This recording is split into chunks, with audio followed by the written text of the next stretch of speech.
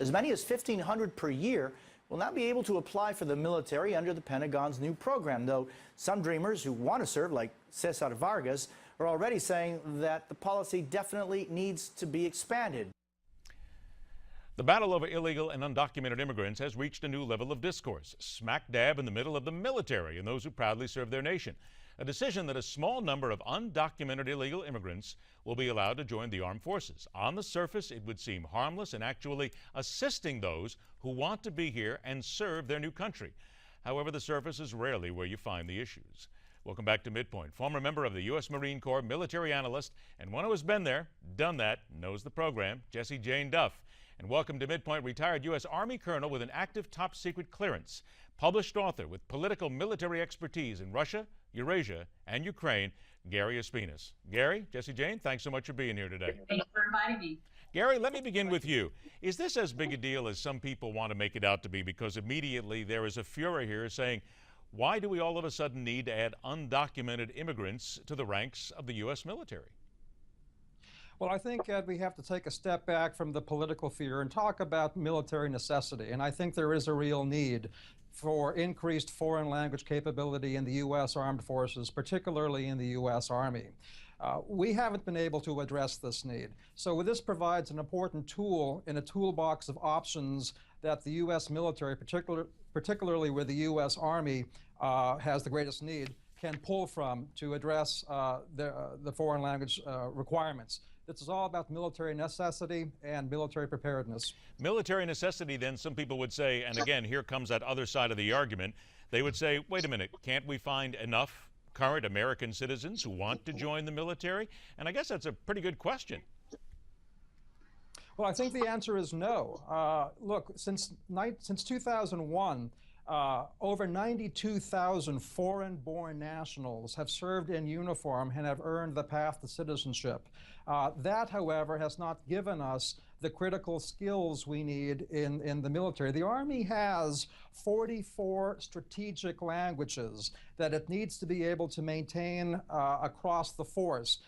Look, if you're going to be able to do the spectrum of operations from irregular warfare to stability and security, to training, advising, you need to have these skills. We're not producing the numbers, but we need these skills, particularly in Pashto, in Persian, in Arabic, and Mandarin Chinese. But there are 44. Jessie Jane, that would seem to be a pretty good argument for this, because certainly we need people who speak the language on the ground, and doesn't everybody bring a certain set of skills and a certain understanding about social skills as well to the position with the military? Oh, of course, it's a great argument, except for the fact they're here illegally. Okay, so let's get one thing straight. They all came here illegally from very hostile regions. We're talking China, that is already one of our enemies on many levels. We have enemies over in the Persian countries and Arabic. So nobody sees a problem with this. It wasn't necessarily the children of these undocumented people that are the enemy, but maybe their parents. So let's start talking about why we don't have enough skill sets. We're going to have to take and investigate every last one of these people. The average cost for a top secret clearance is $15,000. Now, we've got to go into these foreign countries and do research on their backgrounds within those countries. Why didn't their families ask for asylum? If it's so legal and they're so legitimate, why weren't they here legally? That is the critical question. If they're from these countries here illegally, you now are going to spend probably close to $150,000 to $200,000 with your travel costs, investigation process, and meanwhile you can't even get them cleared for probably over a year. As the colonel knows, it takes up to a year often to get okay, here comes part of the argument then, Jessie Jane. Here's something else to add to that as well. People will say, wait a minute now, according to this, the military accessions in the national interests, MAVNI is what it's called, open to immigrants without a proper visa if they came to the U.S. with their parents before age 16. Some people will say, wait a minute now, these are kids. They came here when they were kids. Why do you have to worry so much about them? Now, of course, to which you would answer, again, we're talking about their parents. Their parents, why didn't they ask for asylum? You're not getting them from countries like Canada. We're getting them from countries that already pose a national security threat to our national interests. So how do you not know? You still have to do a background check by this law. That's going to happen. So You're going to spend 150 to 200,000 people because you claim you don't have enough skill sets. We have linguistic schools in Monterey, California that we send people to every year, and the Army's very well aware of that. When we get to a point where our country can't supply jobs with its own citizens, we have a bigger problem, and that is the issue we should be focused on. Gary, there, I guess, is some of the issues here that people will bring to this. It's certainly there are going to have to be national security issues. There's going to have to be clearances that will be looked at. There is still a suspect nature of these people because of their families. Is that not fair?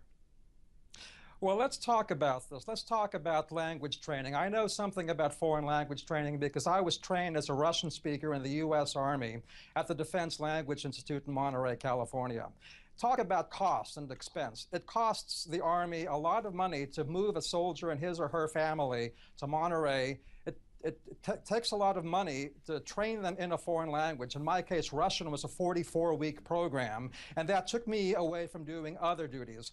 Look, this is a no-brainer. We have an available pool of people with critical foreign language skills, and if we can save costs and make use of their talents, I don't see why we wouldn't do that as an option, as a tool for the U.S. military to move forward with. Look, the U.S. Army needs speakers from Albanian to Uzbek. How many Albanian and Uzbek speakers do you know? If we have people that can do that, and even if they are undocumented and pass the screening criteria, I'd say move forward with it. Jessie Jane, to you? Absolutely not. Absolutely not. Colonel's failing to realize we have people here legally who can speak those languages. Why not ensure that we get people here legally, have a process for our immigration that is taken care of so that we can have legal language people and specialists and the medical professionals that they're looking for. When you're in the United States Army and you're scooping from illegal immigrants to supply your ranks, you should be ashamed of yourself because the United States Marine Corps has not bought into this. They're not going to put illegals into the ranks. If we have an immigration problem with this country, why aren't we focusing on that? Instead of the military saying, hey, let's go grab a bunch of the illegals. You can get legal people who did go through the process, did go through the channels, and they requested asylum. Again, the colonel's failing to mention that 44 weeks of training cannot be much cheaper than the $200,000 it's going to cost to probably do some of these clearances in China, go through all of the Arab countries. And we are unfortunately all out of time on this. We're going to have to bring the two of you back because there's so many avenues I think that we opened up here that certainly they haven't even thought about at the military level here. But there are an awful lot, and it doesn't have anything to do right now with immigration. It has to do with our American military, which we need to bring into the discussion here. Jessie Jane Duff, Gary Espinas, thank you both for spending the time with us. We'll talk again very soon. Thank you. All right, later this hour, top contenders to take over for the soon-to-be-departed Eric Holder. And after the break, beginning a new week on Wall Street with the Money Master.